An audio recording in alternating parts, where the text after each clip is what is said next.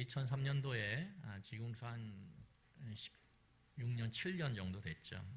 개봉한 영화가 있습니다. 그게 여기 보시면 이렇게 포스터가 하나 나오는데 Catch Me If You Can이라고 하는 영화입니다. 이게 영어로 Catch Me If You Can인데 이걸 그냥 우리나라 말로 바꾸면 이거예요. 상대방 놀리면서 나 잡아봐라 이거예요.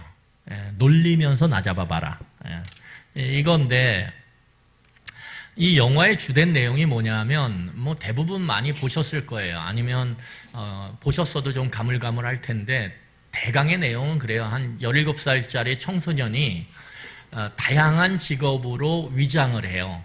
사칭을 하는 거죠. 그러면서 위조수표를 만들어서 그것을 유통시키는 거예요. 위조수표를 만들어서 사람을 속이는 내용. 그런데 그게 너무 깜짝 같고 아주 대범해요.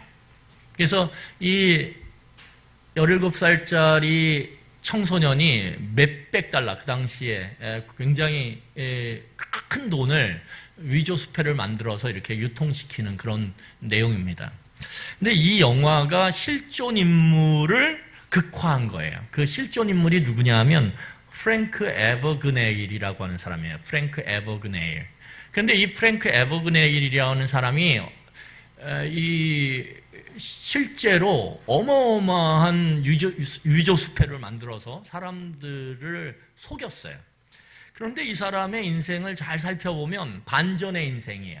왜냐하면 지금 이 사람은 미국에서 금융사기 예방과 문서 보안 최고 전문가가 됐어요. 그래서 그 금융사기나 문서 보안을 위한 회사를 설립해서 그 회사 대표로 일하고 있어요. 그러니까 여러분 생각해 보세요.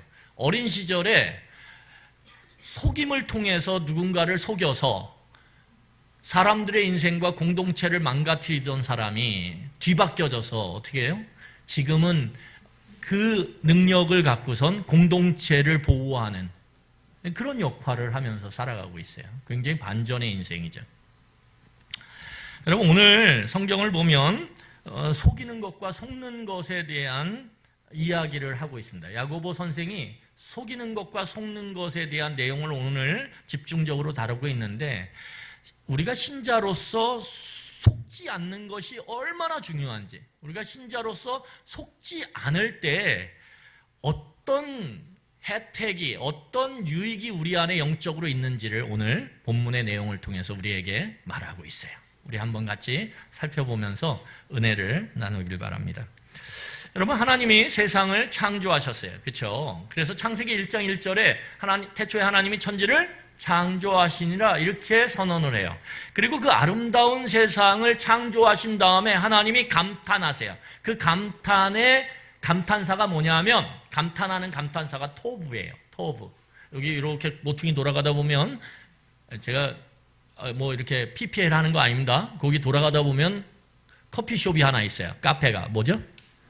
토브예요. 토브. 이게 뭐냐면 좋다 이거예요. 우리 창세기 1장에 보면 제일 많이 나오는 말이 뭐예요? 하나님이 말씀하셨다랑 뭐예요? 하나님이 보기에 좋았더라 이거거든요. 말씀이 임해서 그 말씀이 현실이 되니까 너무 좋은 거예요. 여러분 성도의 삶 가운데도 동일해요. 말씀이 내 삶에 들어와서 내 삶 가운데 그것이 실현되어지는 것, 육화되어지는 것, 이것을 하나님께서는 너무 좋아하세요. 그래서 터브 와 좋다 이거예요. 또 좋다. 여러분 좀 이게 참 언어적으로 물론 우리가 이제 어떤 이런 미리 알을 갖고 들어가기 때문에 하나님이 좋다고 하셨지 이러니까 토부할 때도 터부 이러잖아요. 그렇죠? 그런데 그런 느낌이 있는 것 같아요. 토부 이러진 않잖아요. 아닌가요? 토부 이러잖아요. 그런데 얼마 지나지 않아서 이 아름다운 하나님이 감탄하신 이 세상 가운데 죄로 인해서 타락된 세상으로 바뀌어버려요. 그래서 하나님은 타락된 세상을 보면서 감탄이 아닌 한탄을 하세요. 자, 우리 창세기 6장 5절로 6절이에요. 우리 한번 같이 읽어보도록 하겠습니다. 같이 읽겠습니다. 시작. 여호와께서 사람의 죄악이 세상에 가득함과 그의 마음으로 생각하는 모든 계획이 항상 악할 뿐임을 보시고 땅 위에 사람 지으셨음을 한탄하사 마음에 근심하시고 거기 보면 뭐라 그러냐면 죄로 인해서 이 세상, 그 아름답던 세상에 하나님이 감탄했던 세상이 뒤바뀌어 버려서 악해지자 하나님이 오늘 보니까 6절에 뭐라 그러냐면 한탄하셨다 이렇게 얘기해요. 여기서 한탄하셨다는 건 뭐냐면 하나님이 고통 가운데 깊은 한숨을 내시는 거예요. 깊은 고통 가운데 그 마음의 고통이 입으로 나오는 거예요. 한숨으로. 여러분, 사랑하는 자녀가 잘 커갈 때 우리는 터부, 와 좋다 이렇게 감탄해요. 하지만 그 아이가 내 부모의 마음과 뜻과 다르게 엇나갈 때 우리는 마음 깊이 고통 가운데 그것이 한숨으로 나옵니다. 이 한숨, 이 한탄이 뭐냐면 오늘 히브리 공부하는 건 아니에요. 그런데 나함이에요. 나함. 여러분 벌써 나함 이러지 않고 나함 이러지 않습니까? 아닌가요? 나함. 그러니까 토부가 나함으로 바뀌어요. 다시 말해서 하나님의 감탄이 하나님의 탄식과 한탄으로 바뀌어요. 왜요? 그 중심에 이유가 있겠죠. 그 중심에 뭔가 그 하나님의 감탄이 하나님의 탄식으로 바뀌는 이유가 있겠죠. 그 이유가 무엇입니까? 우리가 잘 알듯이 창세기 3장의 사탄의 속임과 사람의 속음이에요. 이 두 가지의 관계. 사탄이 속였어요. 그리고 사람이 거기에 속아 넘어갔어요. 이걸로 인해서 죄가 태어났고 그 죄의 장성함 가운데 세상은 하나님의 감탄에서 탄식으로 바뀌어버리는 세상이 되어져요. 자, 우리 창세기 3장 4절로 6절을 한번 같이 읽어보도록 하겠습니다. 다 아시는 거지만 다시 한번 이 맥락 속에서 한번 우리 읽어보도록 하겠습니다. 우리 창세기 3장 4절, 5절, 6절입니다. 같이 읽겠습니다. 시작. 뱀이 여자에게 이르되 너희가 결코 죽지 아니하리라. 너희가 그것을 먹는 날에는 너희 눈이 밝아져 하나님과 같이 되어 선악을 알 줄 하나님이 아심이니라. 여자가 그 나무를 본즉 먹음직도 하고 보암직도 하고 지혜롭게 할 만큼 탐스럽기도 한 나무인지라. 여자가 그 열매를 따먹고 자기와 함께 있는 남편에게도 주매 그도 먹은지라. 여러분, 사람이 하나님의 말씀, 하나님의 뜻을 의심하고 불순종하자 죄가 이 세상 가운데 잉태되어 태어나요. 잉태되어 태어나요. 이게 야고보서에서 말하는 야고보 선생의 표현이에요. 잉태돼서 태어나요. 그리고 잉태돼서 태어난 그 죄가 자라기 시작해요. 그 죄의 성장 과정 속에서 가장 중요한 하나님과의 관계, 사람과 하나님과의 관계가 망가져요. 파괴되는 거죠. 그리고 한 사람과 다른 사람과의 관계가 망가져요. 그 최초의 관계의 파괴가 아담과 하와 사이에 일어납니다. 여러분, 아담이 하와를 봤을 때 뭐라고 얘기했어요? 이렇게 감탄했어요. 내 뼈 중에 뼈요, 살 중에 살이라. 얼마나 감탄이에요. 여러분, 처음 결혼할 때, 남녀가 결혼할 때 여러분 대부분은 이 감탄을 합니다. 와, 내 뼈 중에 뼈요, 살 중에 살이. 물론 시간이 가면서 감탄이 때로는 약간의 한탄으로 바뀌는 경우도 있어요. 내가 왜 결혼을 해서 뭐 이런 한탄으로 바뀌는 경우도 있어요. 여러분, 그것처럼 이 아담과 하와가 처음엔 감탄으로 시작했는데 죄가 그 안에 잉태되어 태어나고 장성하자 서로를 향해 손가락질하며 서로의 관계를 파괴시키는 그 모습으로 변질되어져요. 근데 거기서 끝나는 게 아니라 사람 안에 스스로 자기 자신에 대해서 파괴적인 본능이 일어나기 시작해요. 스스로를 미워하고 스스로를 자책하고 스스로를 위축시키고 스스로를 너무 과대 확장시켜서 스스로가 신음하는 마음이 골마 터지는 그러한 일들이 우리 안에 일어나기 시작해요. 그리고 결국에는 하나님이 창조하셔서 다스리라고 한, 정복하여 그것을 풍요롭게 만들고 다스리라고 한 이 피조 세계를 어떻게 하냐면 파괴해요. 그래서 죄가 이 세상에 잉태되어 태어나 장성하면서 이 네 가지의 관계가 다 망가져 버려요. 하나님과의 관계, 다른 사람과의 관계, 나 자신과의 관계, 그리고 피조 세계와의 관계. 그래서 성경 로마서에서 뭐라고 이야기하냐면 사도 바울이 이 죄로 인해서 이 세상 가운데 피조 세계가 오늘 신음하고 있다라고 이야기해요. 여러분 얼마나 신음해요. 이 오염된 천들을 보면 곳곳에서 신음하는 동식물들이 얼마나 소리만 안 들릴 뿐이지 여러분 소리를 들을 수 있다면 요즘에 영화 중에서 동물의 소리를 들을 수 있는 어떤 사람의 이야기가 나온 것 같아요. 저는 그냥 광고만 봤는데 만약에 여러분 우리가 그 동식물의 모든 신음하는 소리를 지금 들을 수만 있다면 우리는 살 수가 없어요. 살 수가 없어요. 여러분 여기 바깥만 나가도 비둘기가 신음해요. 왜 이렇게 나에게 먹을 걸 많이 줘가지고 내가 이 삐둥삐둥해져가지고 걷기가 힘들다고. 걷기가 힘들어. 나도 원래 사랑받던 존재라고. 피존, 평화. 근데 얘네가 요즘에는 평화가 아니야. 나를 다 피해. 얼마나 한탄하겠어요. 여러분들이 그 떨군 그 빵부스러기 때문에 걔들이 이렇게 돼가지고 신음하면서 여러분들 원망하지 않겠어요? 별로 오늘 그렇게 죄책감이 안 느껴지세요. 여러분 이렇게 죄의 성장을 통해서 다양한 관계가 망가진 세상의 대표적 특징이 뭐냐? 그 대표적인 타락한 세상에 나타나는 대표적 특징이 뭐예요? 속임과 소금이에요. 누군가는 속이고 누군가는 속는 거예요. 이 속임과 소금의 이 반복, 이 확장, 이 확대, 심화, 이것이 오늘 세상의 모습이에요. 여러분 심지어 결혼할 때 평생을 진실되게 이 사랑하는 아내를 지키겠습니까? 네! 그래 놓고서 어떻게 해요? 조금 지나면 아내 몰래 비자금 따로 챙기고 아내 몰래 뭔가 물건 사가지고 따로 이렇게 딱 하고 아내 몰래 혼자 가서 혼자 맛있는 거 먹고 얼마든지 우리는 그런 일들을 비일비재하게 해서 가장 가까운 사람들을 속여요. 그리고 가까운 사람에게 속아 넘어가서 서로 의심하는 관계가 되어지고 있다는 거예요.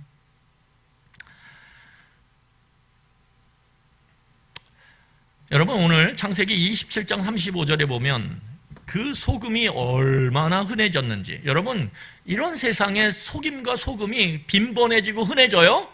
이 타락된 세상의 특징이에요. 그런데 오늘 창세기 27장 35절에 보면 형제 사이에도 그게 나타나요. 한번 우리 같이 보겠습니다. 창세기 27장 35절에 같이 읽겠습니다. 시작.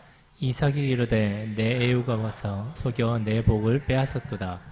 여러분 우리가 아는 이 이삭의 아들 누구예요? 에서와 야곱이에요. 이들은 쌍둥이고 같은 날 같은 시간을 약간 차이를 둬서 태어났어요. 그런데 그 같은 엄마의 태에서 태어난 이 두 쌍둥이가 어떻게 합니까? 서로 복을 놓고 싸우고 서로 죽이려고 그래요. 서로 속이고 속아요. 여러분 이게 오늘날 우리의 모습이에요. 오늘날 이 세상의 모습이에요. 속임 그리고 소금의 빈번함. 그래서 여러분 피싱이 얼마나 지능화가 되고 있는지 몰라요. 남을 속이고 거기에 속는 것들이 얼마나 섬세해지는지 몰라요. 범죄가 너무 지능화돼서 그것들을 위한 따로 어떤 그런 지능형 범죄를 처리하기 위한 어떤 그런 경찰이나 검찰의 그런 부서들이 만들어지는 이런 일들이 일어나고 있어요. 여러분 심지어는 세상에만 이런 속임과 소금의 일들이 빈번한 게 아니라 교회 안에도 그러한 속임과 소금의 일들이 그런 가르침들이 비집고 들어와서 또아리를 틀고 있어요. 그렇지 않습니까? 뭐 단순하게 말하면 이단을 얘기할 수 있어요. 이단들이 들어와서 거짓된 가르침을 교회 안에도 또아리를 틀고 막 퍼뜨려요. 그런데 그거 이전에 더 심각한 게 있어요. 더 심각한 게 뭐냐 하면 이 세상 속에 알지 못하고 속는 거예요. 여러분 알고 속는 건 그래도 어때요? 그래도 예방이 가능해요. 그런데 대부분은 알지 못하고 속는데 알지 못하고 속는 게 뭐냐면 교회의 세속화예요. 여러분 교회의 세속화란 뭐냐 하면 세속이라는 것은 세상이 교회 안에 들어온다라는 거예요. 세상의 특징은 뭐냐면 하나님 없이 생각하는 거예요. 다시 말하면 창세기 1장 1절에 태초에 하나님이 천지를 창조하셨다라는 것을 싹 걷어내요. 하나님이 없다라고 하는 전제 속에서 모든 생각과 모든 행동을 만들어내는 게 세속화예요. 그런데 그렇게 하나님을 배제한 생각, 하나님을 배제한 사상, 하나님을 배제한 삶의 패턴들이 교회 안에도 들어와 있다는 거예요. 제가 성경 공부 때 우스갯소리로 이야기했지만 미국에서 이런 일이 있었다 그래요. 1950년대, 60년대 미국이 한창 베이비 붐이 일어나면서 이 전쟁 특수를 누려요. 그러면서 어마어마하게 부가 팽창을 합니다. 미국의 아주 전성기예요. 그래서 그때서부터 마이카 시대가 막 미국에 도래하면서 자동차 산업이 쫙 일어나요. 그 중심이 디트로이트예요. 디트로이트 시티. 근데 지금은 대부분 망가졌어요. 근데 어쨌든 그렇게 되면서 어떤 일들이 일어나냐 하면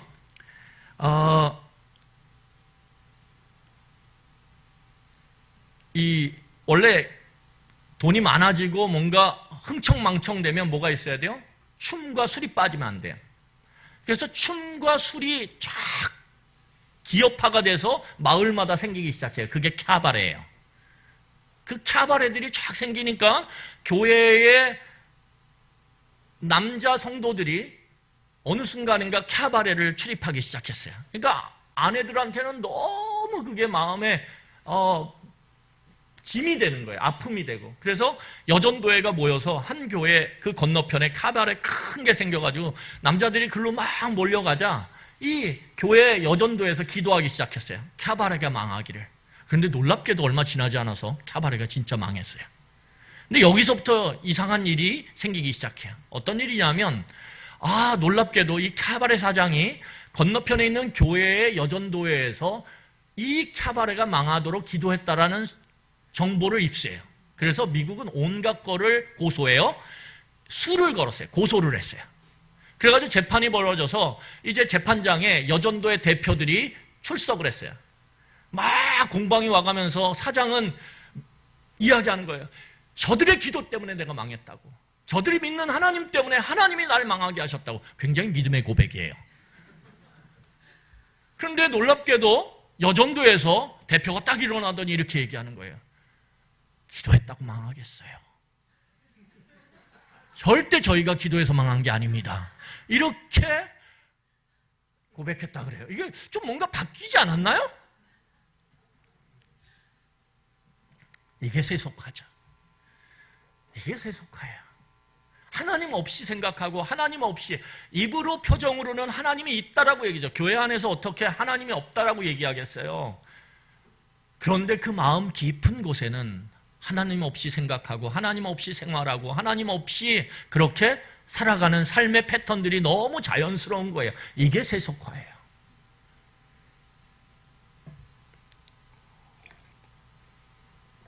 그래서 여러분, 성경에서는 말세에 나타난, 시간의 끝에 나타나는, 세상의 끝에 나타나는 증상 중에 하나가, 대표적인 증상들 중에 하나가 뭐예요? 세상의 속임과 소금이 난무한다라는 거예요.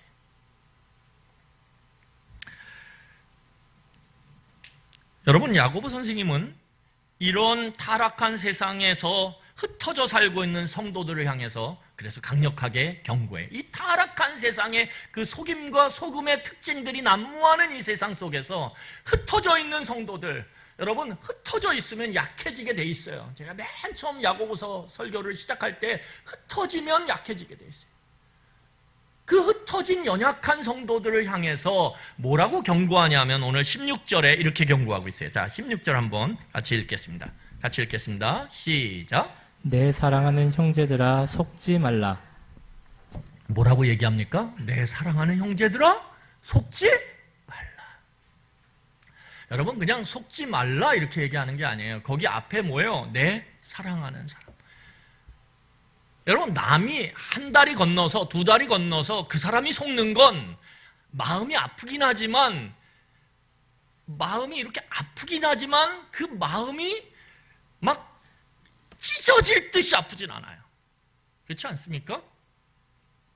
여러분, 목사도 마찬가지예요. 저희 교인들, 성도들이 아프면 정말 찢어지도록 아파요, 제가. 그런데 다른 교회 교인이 아프면 우리가 믿음 안에 한 형제고 자매죠. 그런데 아무래도 덜 아파요. 아파하겠습니다. 더 많이. 표정이 그건 아닌데요. 저한테 되게 많은 걸 원하는 표정이에요. 그래서 제가 더 아파하도록 애쓰겠습니다. 어쨌든 그래요. 그런데 여기 뭐라 그러냐면 내 사랑하는 형제들아, 내 사랑한다라는, 사랑하는 사람이 속으니까 어때요? 너무 마음이 아픈 거예요. 야고보가 그 흩어진 성도를 너무 사랑하는데 속고 있어. 지금 너무 마음이 아픈 거예요. 그러니까 이 한 절에 그냥 속지 말라 교훈하는 게 아니에요. 여기는 정말 부모의 심정으로, 정말 사랑하는 그 남편과 아내의 심정으로 상대방을 향해서 지금 목 놓아 오늘 외치고 있는 거예요. 속지 말라고 제발. 이렇게. 여러분, 오늘 여기 본문에 나오는 16절에 내 사랑하는 형제들은 교회를 의미해요. 성도들을 향해서 오늘 외치는 거예요. 속지 말라고 제발. 여러분, 그러면 오늘 본문을 보면서 우리가 잘 생각할 수 있는 건 뭐냐면 이 본문에 속지 마세요 이렇게 얘기할 때 그 이면에는 이미 뭐 하고 있다라는 거죠? 속고 있다라는 거죠. 여러분, 자녀들을 향해서 부모님들이 제일 많이 외치는 게 뭘까요? 이렇게 하는 거예요. 내 사랑하는 자녀들아 공부 좀 해, 이거예요. 그렇죠? 아닌가요? 공부 좀 해! 이렇게 해요. 그러면 그 공부 좀 해라고 하는 이 경고, 공부하지 않으면 너 인생 힘들어져 이렇게 이야기하는 부모의 그 경고와 외침 속에는 역으로 그 안에 뭐가 있어요? 자녀가 공부를 안 한다라는 거예요. 안 하고 있다라는 거예요. 하면은 그렇게 외치겠어요. 그러니까 오늘 이 야고보 선생이 오늘 흩어진 성도들을 향해서 내 사랑하는 형제들아 속지 좀 마라 이렇게 이야기하며 목 놓아 외치는 그 이면에는 뭐가 있어요? 그들이 지금 속고 있다라는 거예요. 너무 많은 성도들이 속고 있다라는 거예요. 그 속고 있는 모습이 야고보 선생의 입장에서 보면 가슴이 찢어질 정도로 아픈 거예요. 가슴이 난도질 당하는 것처럼 쓰린 거예요. 그러면 오늘 본문에 우리는 질문을 던져요. 도대체 뭐에 속고 있냐 이거죠. 무엇을 속고 있냐? 우리 같이 한번 살펴보기를 원합니다. 여러분, 우리가 지금까지 살펴봤던 야고보서의 맥락 가운데 지난주에 우리가 살펴봤던 주 내용이 뭐냐면 고난과 시련 가운데서 그 원인에 대해서 오해하지 말라라는 거예요. 특별히 그 고난과 시련의 원인자로서의 하나님에 대해서 오해하지 말라 그러는 거예요. 그래서 여러분 성경을 보면 13절에 이렇게 얘기합니다. 자, 야고보서 1장 13절이에요. 뭐라고 얘기하냐면 사람이 시험을 받을 때 내가 하나님께 시험 받는다 하지 말지니 사람은 악에게 시험을 받지도 아니하시고 친히 아무도 시험하지 아니하시니라 이렇게 얘기해요. 그러니까 시험의 본질적 까닭에 대해서 오해하지 말라라는 거예요. 속지 말라라는 거예요. 여러분, 원래 속는 사람은요, 자기가 속고 있는지 잘 몰라요. 그렇죠? 자신이 속고 있는지 몰라요. 그리고 특별히 어려운 상황 가운데 놓여져 있는 사람들은 쉽게 속아 넘어가는 경향이 있어요. 예를 들어서 돈이 지금 막 필요한데 없어요. 궁핍해요. 그러면 돈에 대한 그 미끼를 탁 바늘에 걸고 탁탁탁 움직이면 글로 확 달려갑니다. 여러분, 공부 성적에 대한 그 결핍이 있고 거기에 대한 큰 부담이 있는 학생은요, 조금만 성적을 어떻게 하면 잘 받을 수 있을지, 그런 방법이 어디 있어요? 성적을 잘 받는 방법이 있어요. 왕도는 없어요. 열심히 성실하게 공부하는 거죠. 그런데 쉽게 성적을 잘 받는 방법에 그 미끼를 싹 걸고 바늘에다 그리고 살살 움직이면 그런 학생들은 샥 가버려요. 마음이 약하고 상황이 어려울 때 사람들은 쉽게 넘어져요. 오늘 이 흩어진 성도들, 야고보 선생은 지금 온 땅에 흩어져 있는 성도들을 향해서 오늘 이 야고보서를 보내는데 그들은 흩어진 상태에서 지금 굉장히 힘든 상황들을 맞이하며 마음이 한없이 약해진 상태예요. 힘든 압박 속에서 마음이 무너져 버렸어요. 그래서 뭐든지 지푸라기라도 잡고 싶은 심정이에요. 그러니까 조금만 누가 바늘 끝에다가 미끼를 거들고 탁 움직이면 거기로 확 달려가는 거예요. 그리고 그걸 냉큼 물어버리는 거예요. 그게 죄인지도 모르고 죄를 잉태하는지도 모르고. 여러분 속고 있었어요 그들이. 그러면서 뭐라고 얘기합니까? 결국 이거구나, 내가 원하던 게 이게 아닌데, 그래 놓고선 교회 나와가지고 기도하면서 이렇게 하는 거예요. 하나님 때문에 이렇다고. 하나님이 좀 막으셨어야 되지 않냐고. 하나님은 왜 나를 도와주지 않냐고. 왜 사람들을 통해서 이것을 깨닫게 만들지 않았냐고. 별의별 원망과 비난의 화살을 하나님께 다 꽂는 거예요. 이게 뭐예요? 이게 속고 있다라는 거예요. 너희들이 당하는 시련과 고난의 근본적인 까닭과 이유를 하나님에게 돌리고 있다라는 것, 그것 자체가 지금 속고 있다라는 거예요. 거기에 속지 말라라는 거예요. 오늘 이야기하는 게. 이게 야고보서의 맥락 가운데 오늘 속지 말아야 될 내용에 대한 이야기예요. 여러분, 오늘 야고보 선생은 성도들이 겪고 있는 시험, 곧 시련과 고난의 근본적인 이유를 하나님이 아닌 너희들의 욕망이 유혹에 이끌려서 죄를 잉태하고 그 죄를 낳아 그 죄를 자라게 하기 때문이라고 오늘 이야기하는 거예요. 너희들이 당하는 지금 시련과 고난은 하나님 때문이 아니야. 니네들의 욕심이 유혹에 이끌려서 그만 거기에 가서 그걸 콱 잡아버리고 그걸 부둥켜 안고 계속 있으니까 지금 그 시련과 고난 가운데서 지금 너희들이 끙끙거리는 거야. 원인은 누구에게 있어요? 너희들에게 있는 거야. 이렇게 이야기하고 있는 거예요. 그런데 이걸 잘 몰라요, 성도들은. 이 흩어진 성도들은 자기가 한 일을 몰라요. 여러분, 예전에 유명한 문구가 하나 있었어요. 영화 제목으로도 나왔는데 비슷한지는 모르겠는데 이런 거예요. 난 그해 여름에 네가 한 일을 다 알고 있다. 뭐 이런 거예요. 그렇죠? 하나님이 답답해하시면서 가슴 치미시면서 이거, 나는 네가 그때 네가 했던 일 다 알고 있는데 너 왜 까먹어? 여러분, 우리는 망각의 능력이 있어요. 그래서 내가 한 일 다 까먹어요. 그리고 뭐라고 얘기해요? 엄마 때문에 내가 지금 이 모양이라고. 아빠 때문에 내가 지금 이렇다고. 자기가 한 일을 다 까먹어요. 그리고 비난의 화살을 자기가 아닌 누군가에게 던져요. 그래야 우리가 위로가 되거든요. 근데 여러분 뭐예요? 하나님 입장에서 보면 적반하장도 유분수죠. 그렇죠? 무조건 하나님 때문이래. 무조건 하나님이 안 도와주셔서 그래.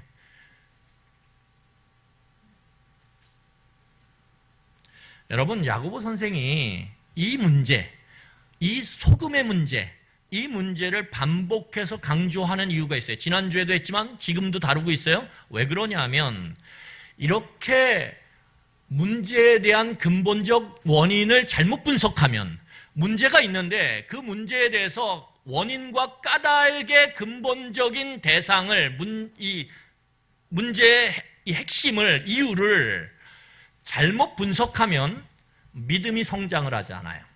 이게 문제인 거예요. 여러분, 하나님과의 관계가 어때야지 우리는 성장을 하냐면 인격적이어야지 성장이 가능해요. 여러분, 부모와 자식 간의 관계가 인격적이어야지 부모와 자식의 믿음과 신뢰와 사랑이 성장을 합니다.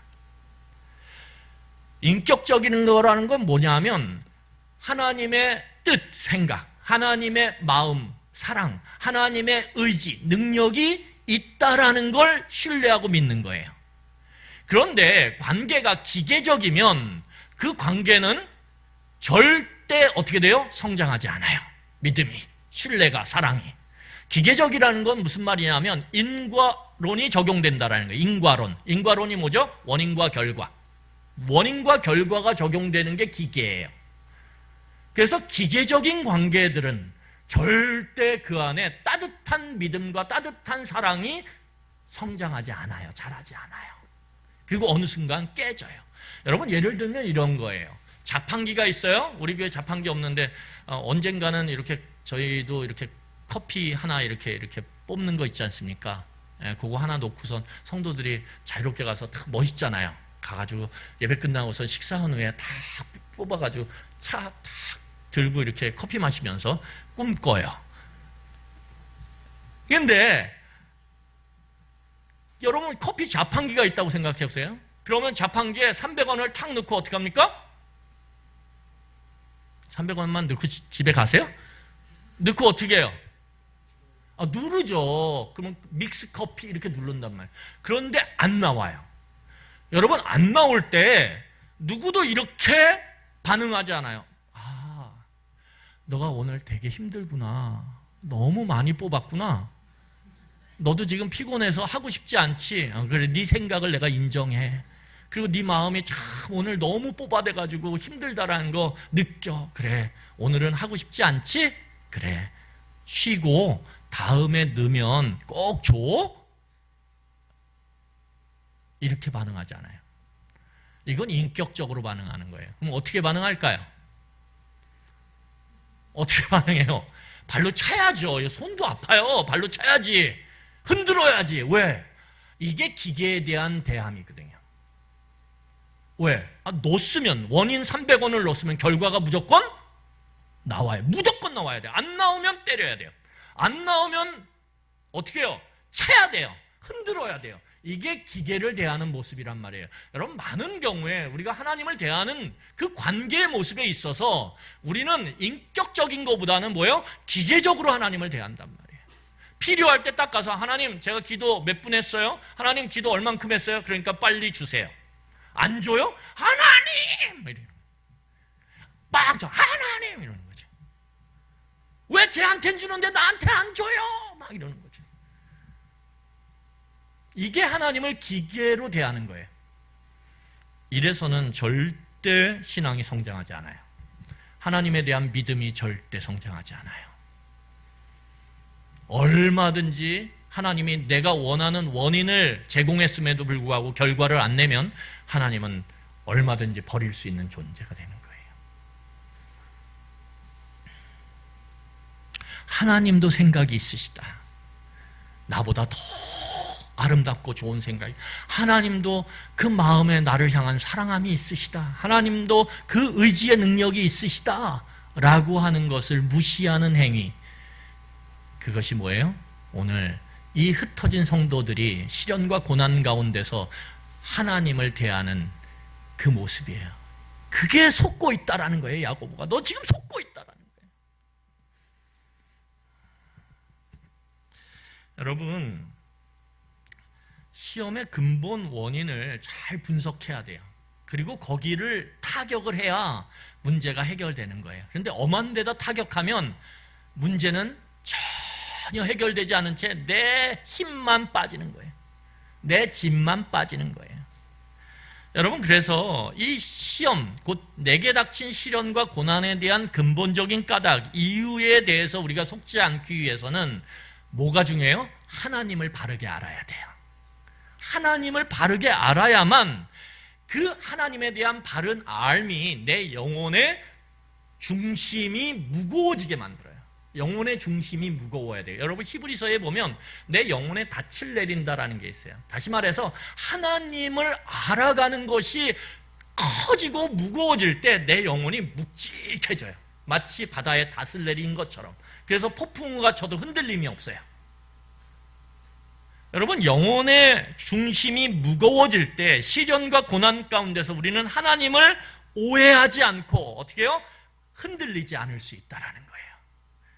자, 그러면 오늘 야고보 선생이 하나님이 어떤 분이라고 오늘 소개하는지 한번 우리 17절을 읽겠어요. 하나님 도대체 어떤 분이냐? 그 하나님을 우리가 바르게 알아야 우리의 영혼의 무게가 묵직해져서 시련과 고난 가운데서도 속지 않고 흔들리지 않고 견뎌낼 수 있는 건데, 도대체 야고보 선생이 이야기하는 하나님이 누구냐 이거죠. 자, 17절 우리 같이 한번 읽어보도록 하겠습니다. 같이 읽겠습니다. 시작. 온갖 좋은 은사와 온전한 선물이 다 위로부터 빛들의 아버지께로부터 내려오나니 그는 변함도 없으시고 회전하는 그림자도 없으시니라. 여러분, 오늘 본문을 보면 딱 와닿는 한 단어가 있어요. 그게 뭐냐면 하나님이 어떤 분이냐? 주시는 분이라는 거예요. 꼭 기억하세요. 오늘 뭐라고 얘기하냐면 하나님은 주시는 분이다 이거예요. 주시는 분이다. 그러면 뭘 주냐? 오늘 성경을 보면 온갖 좋은 은사와 온전한 선물을 다 위로부터 주신다라고 이야기하고 있어요. 그러니까 하나님은 주시는데 나쁜 걸 주시는 분이 아니라 어떤 걸 주신다? 좋은 걸 주신다. 여기서부터 우리가 속고 있는 하나님에 대해서 원망과 비난을 퍼붓는 것 자체가 지금 문제가 있다라는 거예요. 하나님은 주셔 무조건. 그런데 좋은 걸 주셔 이거죠. 그래서 그 하나님의 주심은, 좋은 것을 주시는 그 하나님의 특징, 그 주심은 사람을 복되게 만들어요. 그리고 선하게 만들고 아름답게 만들어요. 그리고 결국은 사람을 살려내요. 이게 하나님의 주심의 특징이라는 거예요. 자, 요한복음 10장 10절을 우리 한번 같이 보도록 하겠습니다. 요한복음 10장 10절이에요. 여러분 이거는 별표 치시고 외워놓으셔야 돼요. 자, 우리 한번 같이 보겠습니다. 시작. 도둑이 오는 것은 도둑질하고 죽이고 멸망시키려는 것뿐이요 내가 온 것은 양으로 생명을 얻게 하고 더 풍성히 얻게 하려는 것이라. 그러니까 하나님이 주시고자 하는 건 뭐냐 하면 결국은 생명을 주는 거예요. 그래서 마지막엔 살려내는 것, 이것이 하나님이 주시고자 하는 선물이라는 거예요. 선물. 여러분 생명 그러면 아름답잖아요. 여러분 이제 갓 태어난 아이, 그래서 머리가 좀 나면서 이렇게 그냥 살이 좀 엄마 젖을 먹으면서 올라오는 아이, 걔가 무슨 여기다 다이아 반지를 꼈습니까? 아니면 목걸이가 뭐 사파이어입니까? 아니면 뭐 200만 원, 300만 원짜리 옷을 입었습니까? 그런 거 다 안 입고 뻘거벗은 상태에 있어도, 머리 파마 안 해도요, 화장 안 해도요, 물론 헷갈리는 경우도 있어요. 얘가 남자인지 여자인지. 그래서 좀 실수하는 경우도 있지만 그때뿐이에요. 조금 잘하면 다 구분이 돼요. 여러분 아무것도 걸치지 않고 있어도 그 아이, 맨몸 뚱아리로 있는 그 태어난 아이를 딱 보는 순간 여러분들 손자예요. 여러분들 자녀예요. 그러면 어떻게 얘기해요? 아, 예쁘다. 참 아름답다. 아우 이러죠. 그렇지 않습니까? 그런 거예요. 그런 거예요. 하나님이 우리에게 주시고자 하는 건 뭐냐면 생명이에요. 그 생명이 우리 안에 죽음을 몰아내고 점점 생명의 기운이, 생명의 그 손길이 쫙 느껴지고 쌓아져 갈 때 그 사람에게 느껴지는 게 뭐예요? 선하다, 아름답다, 와 귀하다, 이렇게 느껴지는 거예요. 여러분, 그게 하나님이 주시고자 하는 거라는 거예요. 여러분, 그런데 오늘 17절을 한번 다시 보세요. 17절 제가 읽겠습니다. 온갖 좋은 은사와 온전한 선물이 다 하늘로부터 빛들의 아버지께로부터 내려오나니 그는 변함도 없으시고 회전하는 그림자도 없으시니라. 이걸 꼭 기억하라는 거예요. 속지 말고. 그러면 뭐냐? 여러분 여기 보면 땅의 어둠이 쫙 드리워져요. 그러면 어둠을 좋아하는 사람은 없어요. 그런데 그 어둠 가운데 그래도 하늘의 빛이 우리에게 안전함을 주고 우리에게 뭘 줘요? 그래도 소망을 줘요. 그렇죠? 그래서 여러분 농부 같은 경우도 하늘을 바라보면서 하늘의 빛 때문에 소망을 가져요. 뭐죠? 태양빛이죠. 밤하늘의 달, 밤하늘의 별들이 이 빛들이에요. 이 하늘의 빛들은 어둠 가운데 있는 사람들에게 소망을 주는 존재예요. 근데 문제가 있어요. 이 빛들에게는 어떤 문제가 있냐 하면, 어떤 문제가 있죠? 변한다라는 게 문제예요. 해가 떠요. 그런데 해가 안타깝게도 어떻게 돼요? 져요. 해가 강렬하게 떠요. 그래서 내가 제일 세다 막 외쳐요. 그런데 구름이 싹 지나가면 해가 가리워져요. 이처럼 그렇게 강할 것처럼 보이는, 그래서 고대 사회에서는 태양을 가장 최고의 신으로 섬겼어요. 태양을. 그렇게 섬기는 태양조차도 가려졌다가 다시 나타났다가 가려졌다 나타났다, 그런 변화가 무쌍해요. 달은 어때요? 달은 더해요. 작아졌다가 커졌다, 작아졌다 커졌다. 그렇죠? 그래서 갈대아 우르, 아브라함의 출생지인 갈대아 우르, 페르시아만 근처에 지금의 쿠웨이트 지역에서는 달신을 섬겼어요. 그런데 달도 작아졌다 켰다 작아졌다 켜요. 별은 어때요? 별은 더하죠. 계절마다 바뀌어요. 그래서 있던 별이 없어져요. 그래서 사람들이 별자리를 연구해요. 특별히 페르시아는 별자리를 연구하는 일에 굉장히 집중했어요. 문제는 이 하늘의 빛을 내는 이런 발광체들이 너무너무 귀해요. 왜? 사람들에게 소망을 주니까, 어둠 가운데 소망을 주니까. 그런데 문제는 뭐냐 하면 변한다라는 거예요. 이게 이 단점이 있는 거예요. 그래서 변덕이 죽을 듯해요.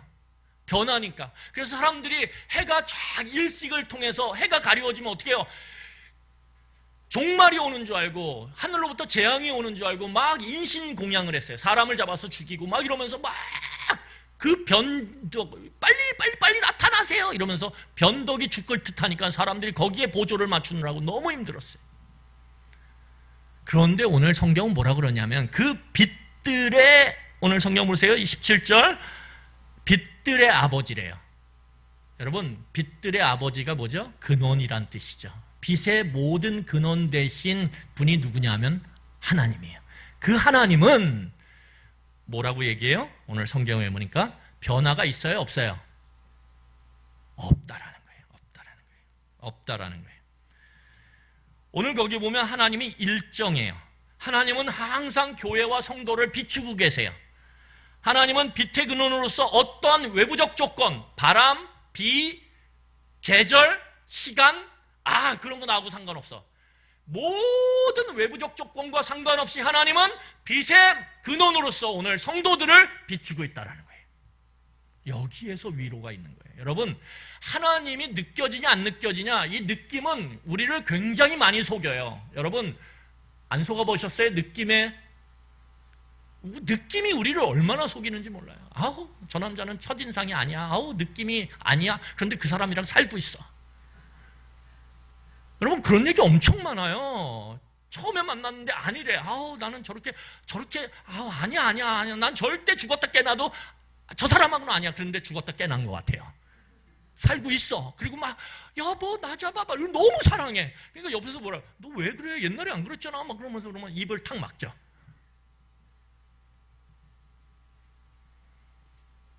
하나님은 외부적 조건에 전혀 제한이 없다라는 거예요. 제한받지 않아요. 여러분, 뜻이 변하지 않아요. 하나님의 생각이 변하지 않아요. 한번 딱 정한 생각이. 하나님은 하나님의 마음이 변하지 않아요. 사랑하는 마음이 절대 변하지 않아요. 어떤 외부적 압력에 의해서도. 하나님은 하나님의 그 능력, 그 의지적 능력이 변하지 않아요. 누가 막아도 하나님은 뚫어요. 하나님의 뜻이 있다면. 그래서 하나님이 인격적인 거예요.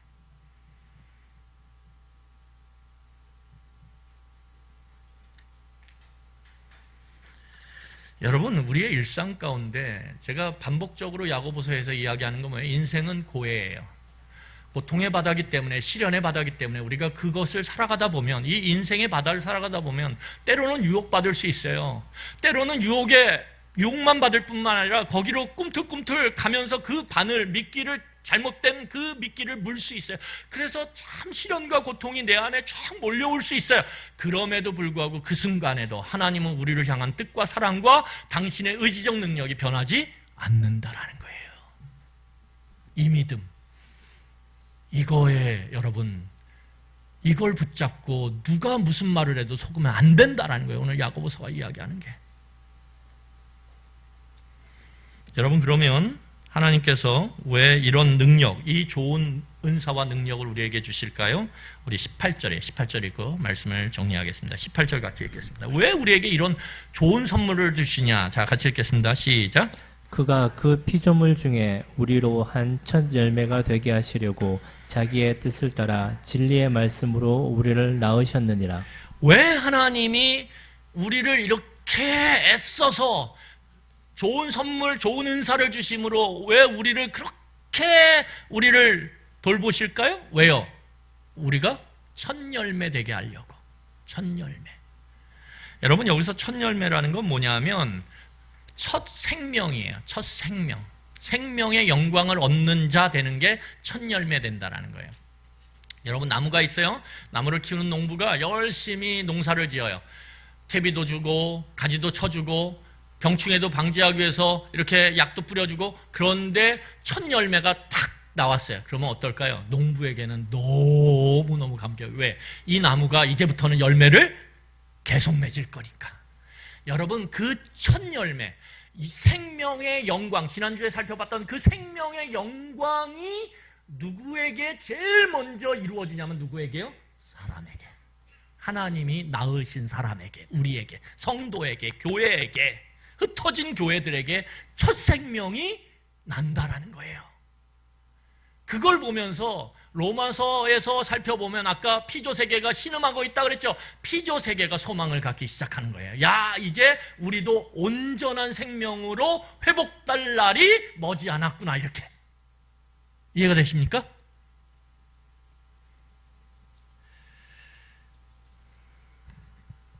여러분, 오늘 제가 간단히 살펴보면 첫 열매 곧 생명의 영광을 얻는 과정이요, 지난주에 살펴봤던 사망을 얻는 과정과 유사해요. 어떻게 유사하냐면, 여러분, 오늘 하나님의 뜻이 있어요. 18절 보세요. 하나님의 뜻, 자기의 뜻이. 근데 자기의 뜻이 어떤 뜻이냐면, 우리를 하나님의 온전한 생명으로 만들어야 되겠다는 하나님의 뜻이 어떻게 돼요? 혼자 우리를 낳지 않아요. 생명을 낳지 않아요. 어떻게 될까요? 그 뜻이 혼자 낳는 게 아니라 하나님의 말씀을 만날 때 낳아요. 하나님의 뜻이 있는데 그 뜻이 어느 순간 하나님의 말씀을 통해서 우리 안에 뭐예요? 생명을 잉태하게 만들어요. 그리고 그 잉태된 생명이 시간이 지나면 나요. 그래서 우리가 바뀌는 거예요. 어떻게? 그냥 불신자에서 하나님을 믿는 신자로. 이게 뭐냐면 거듭남이에요. 그래서 오늘 자 18절 보세요. 그가 그 피조물 중에 우리로 한 첫 열매가 되게 하시려고, 첫 생명의 영광의 모습이 되게 하시려고 자기 뜻을 따라 진리의 말씀으로, 둘이 딱 합치니까, 하나님의 뜻이 하나님의 말씀과 합쳐지니까 누가 태어났어요? 우리가 태어난 거예요. 누구죠? 성도가 태어난 거예요. 성도가. 그런데 이 성도가 생명의 파편은 있지만 그게 온전하질 않아요. 그래서 그 생명의 파편인 그 믿음이 온전히 자라가야 돼요. 그 자라감 과정 중에 우리가 유혹을 받고, 유혹을 받을 때 시련과 고난이 찾아오는 거예요. 그때 오늘 말하는 거예요. 속지 말라고. 어떻게 하라고요? 하나님의 생각과 하나님의 뜻과 하나님의 마음과 하나님의 사랑과 하나님의 의지와 하나님의 능력은 너를 향해서, 너를 낳았기 때문에 결코 어떠한 상황 가운데서 변한다, 변하지 않는다, 변하지 않는다라는 거예요. 그러니까 믿고 시련과 고난 가운데서 하늘로부터 오는 은사와 선물을 기대하며 기도하고 구하라는 거예요. 그러면 오늘 이렇게 말하는 거예요. 야고보서 1장 5절에 너희 중에 누구든지 지혜가 부족하거든 모든 사람에게 후히 주시고 꾸짖지 아니하시는 하나님께 구하라. 그리하면 주시리라. 그래서 우리는 이 시련과 고난을 넘어가며 우리의 믿음이 온전해지고, 그 믿음이 온전함 가운데서 우리 안에 하나님의 생명이 빛을 발하며 뿜어져 나오는 거예요. 여러분, 속지 마세요. 하나님의 뜻이 있다는 것, 나보다 더 넓고 더 깊고 더 긴 먼 하나님의 뜻이 있다는 것, 하나님의 그 사랑의 마음이 변치 않았다는 것, 하나님의 능력이 한이 없으시다는 것, 그것을 믿고 시련 가운데서, 고난 가운데서 하나님을 그 믿음으로 여러분 견뎌내세요. 그럴 때 하나님께서 우리의 생명을 더욱더 온전케 하실 거예요. 그런 은혜가 여러분들에게 있기를 간절히 축원합니다. 기도하겠습니다.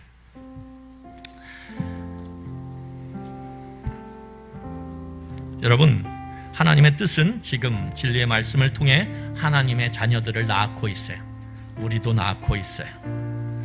이게 새로운 창조며 하나님이 약속하신 거듭남이에요. 하나님은 진리의 말씀을 통해 믿음으로 거듭난 사람들이 이 타락된 세상, 속이고 속는 이 세상 속에서 때로는 속고 넘어질 수 있어요. 그래서 아파할 수 있어요. 울 수 있어요. 한탄할 수 있어요. 그럼에도 불구하고 하나님은 오늘 말씀하고 계세요. 속지 말라고. 나의 뜻은 너를 생명으로 낳은, 온전한 생명이 되게 하기 위해서 내가 예수 그리스도를 통해서 낳은 너는, 너에 대한 마음은, 너에 대한 뜻은, 너에 대한 의지적 능력은 한시도 변한 적이 없다고. 한시도 나는 너에게 눈을 띈 적이 없다고. 한시도 내가 너에 대한 생각을 바꾼 적이 없다고. 네가 저 깊은 웅덩이에 가가지고 빠져서 허우적거리며 거기서 허랑방탕하게 살 때도 나는 너에 대한 그 생각 한 번도 변한 적 없다고. 그러니까 나를 의심하지 말라고. 나에 대해서 잘못된 생각으로 속지 말라고. 그러면 소망이 없어요. 그러면 하나님으로부터 떠나버리기 때문에 소망이 없어요. 하나님을 붙잡고 있을 때 소망은 생기는 거예요. 그러니까 속지 말라고, 제발. 여러분, 이 시간에 우리 같이 이 하나님의, 야고보 선생을 통해서 외치는 하나님의 이 절규를 오늘 마음으로 받아들이며 하나님을 온전히 알며 신뢰함으로 이 타락된 거친 세상을 속지 않고 살아갈 수 있도록 은혜를 더 주시옵소서. 우리 이 시간에 한 목소리로 기도하도록 하겠습니다. 기도하시겠습니다.